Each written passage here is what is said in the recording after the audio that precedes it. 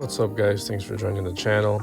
In this video I'm comparing the Pixel 5a 5G with the Pixel 4a 5G. Let's go ahead and take a look. So the Pixel 5a 5G is pretty much a successor to the Pixel 4a 5G.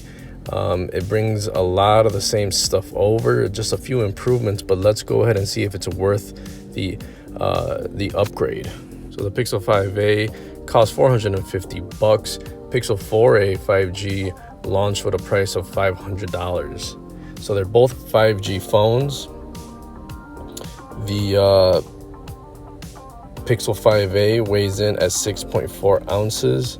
The 4a 5G weighs in less at 5.9 ounces. Not too much of a difference there. Build quality a little bit different. You have an aluminum frame, aluminum back on the 5a. The 4a 5G has more of a plastic build.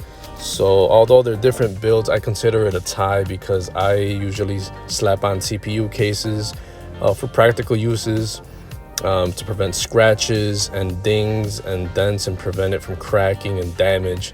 And I only spend around $5, put on a tempered screen protector as well. So I invest less than $10 in every phone, either expensive or cheap. And that's basically going to take away the build quality aspect of it.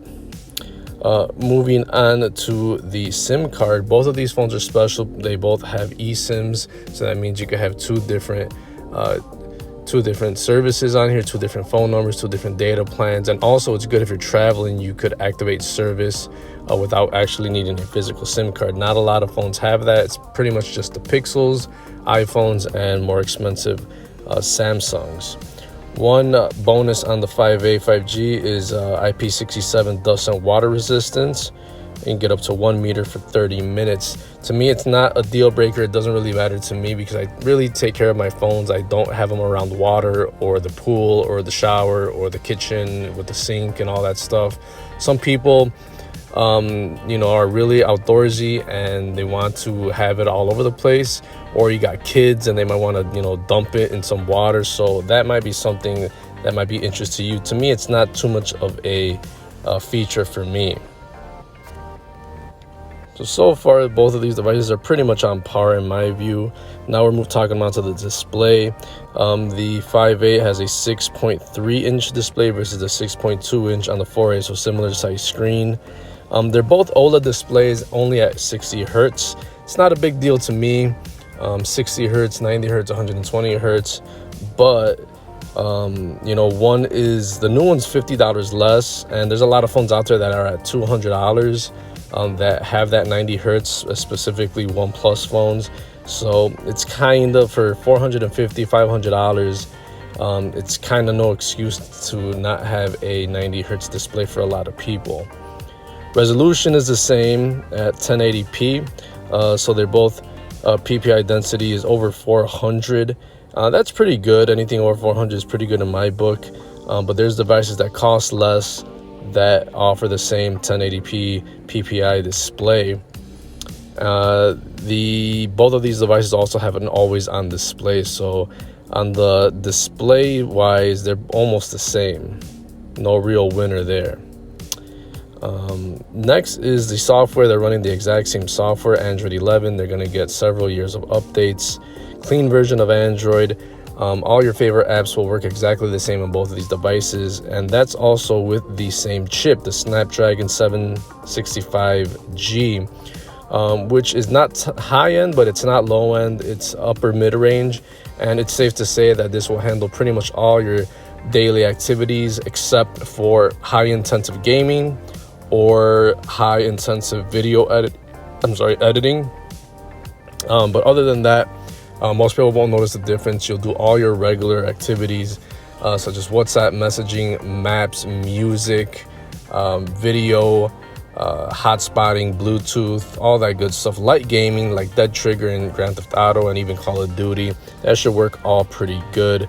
And since you're running stock Android with fast updates on day one and several years of updates on the software side, they're exactly the same, and it's pretty much something that I really like versus Samsung's or other manufacturers' skin. For the storage, they both happily have 128 gigs, which is more than enough for most people. Since these are 5G phones, there's gonna be no problem streaming everything. There should be no buffering. So keeping everything local is, if you want it, you could have it, but it's not even necessary. 128 gigs is pretty good. And neither of these phones have a micro SD card slot. So storage wise, these are the same. For RAM, both of these have a healthy amount of RAM, 6 gigs, more than enough for most people, have several apps in the background, and you shouldn't have any hiccups.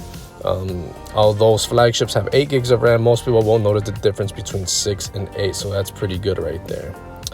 Next is the camera, and both of these have pretty much the same camera setup. 12 megapixel main camera, 16 megapixel ultra wide 4K video. Now, Pixels have always been known to have great cameras, and both of these are exactly the same. You'll shoot good video and good pictures in the daytime and in the evening. So this is basically our flagship level cameras in a mid-range price. So the camera is a very good point on both of these devices.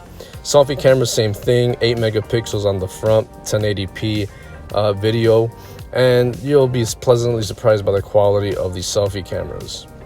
Both do have a headphone jack, and to me it's not a big deal. I really don't use headphone jacks anymore. I roll with Bluetooth and wireless. But if you are the person that still has a need for headphone jacks and plugging in your headphones or your mic, things like that, you'll be happy to see that there. That's a feature that's mostly on lower end phones, so that's good to hear for people that like that.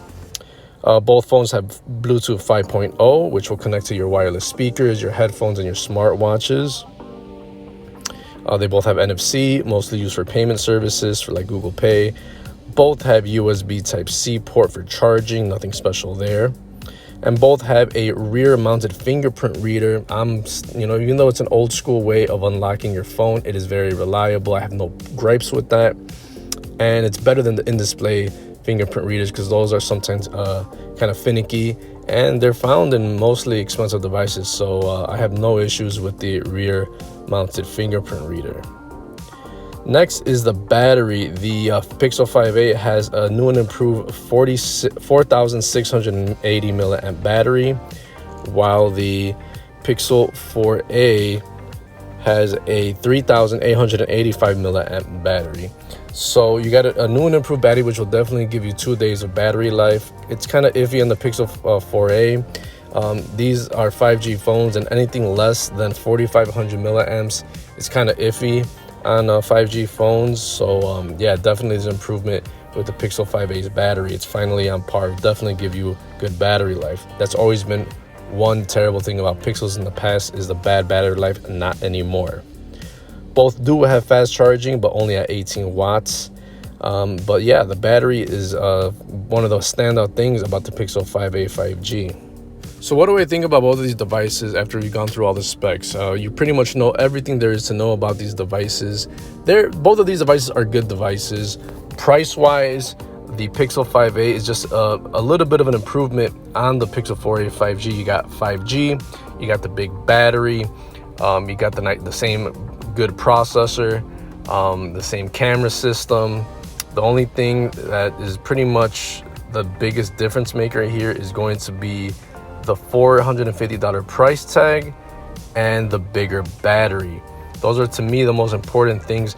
Honestly, these aren't that much different from each other, especially since they're running the same chipset, but you are going to notice the difference in the battery department. That's very, very important. That's pretty much the only thing that will make you want to upgrade from the Pixel 4a 5G.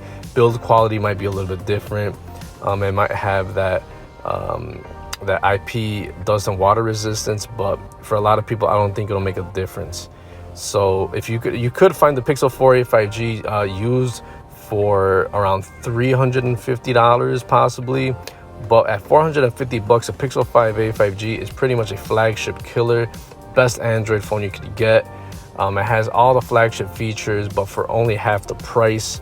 It's basically a step up from the Pixel 4a 5G, especially with that big battery improvement. Well, thanks guys for watching. I'll see you in the next one. Peace.